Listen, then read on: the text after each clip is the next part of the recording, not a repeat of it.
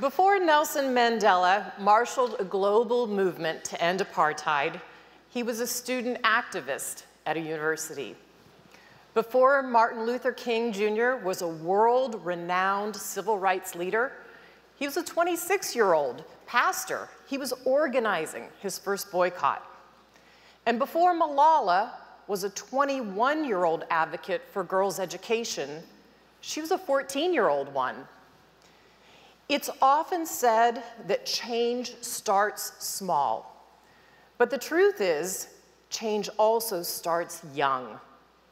Before Mandela was Mandela, and before Malala was Malala, they were just young people working to make the lives better for people in their own communities. So it makes sense. That's where we're going to find the next Mandela and the next Malala too. We may not know their names yet. We may not recognize them even when we see them. But the world we live in tomorrow depends on what we do to empower these young leaders today. Earlier this morning, Bill explained why we believe that poverty is not inevitable. He also explained why current demographic challenges require us to work much harder now to fix it. The world's poorest places are also, by and large, the very fastest growing, which means more children are being born into places with less opportunity. But there's also a lot of potential in this moment.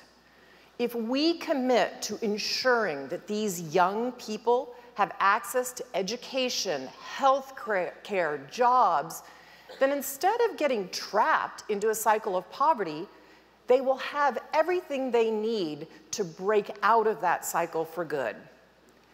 That version of the future is exactly what the Sustainable Development Goals were designed to create.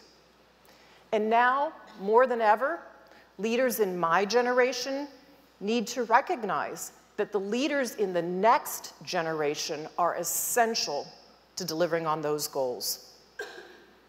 More than half of India's population is under the age of 25.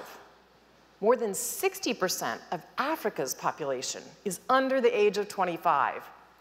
Now, I seriously doubt these young people wake up in the morning thinking about global goals, but they are thinking about a better future for themselves and a better future for the people in their communities. And they're taking the action to create the future that they want. And that makes them goal keepers as much as anybody else in this room. And it's time that the world starts seeing them that way. This generation, your generation, is full of activists, advocates, experts. You aren't waiting for anybody's permission to get started. You're organizing each other. You're educating each other. You're empowering each other. Just look at the people around you in this room. You saw Salahe in the video. She's an 18-year-old activist. She's the head of a child-led sanitation movement. She's a champion for education in the Mumbai community. There are girls in school today because of what she has done.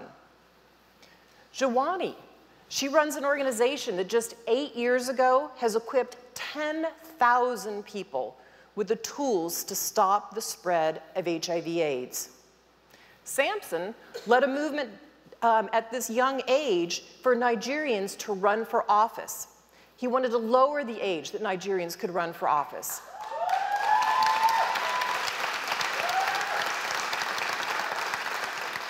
Earlier this year, he campaigned for a bill, and guess what? That bill has been passed into law.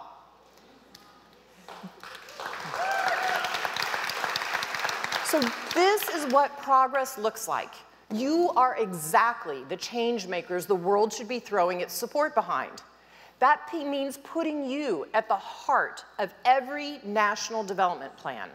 It means including you in policy making and facilitating dialogues between you and government leaders.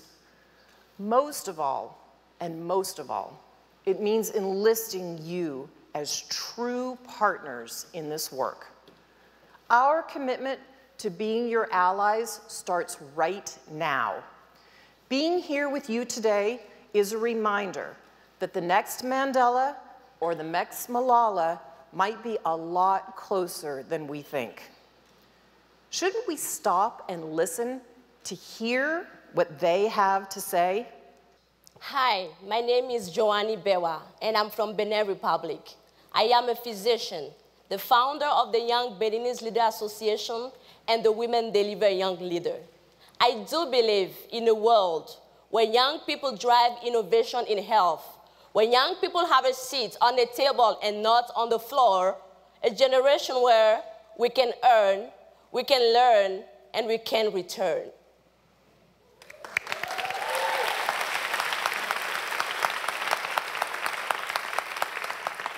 Hi everyone, my name is King Kaka. I'm from Kenya. I'm a musician, activist, humanitarian, and I believe that power without impact is useless.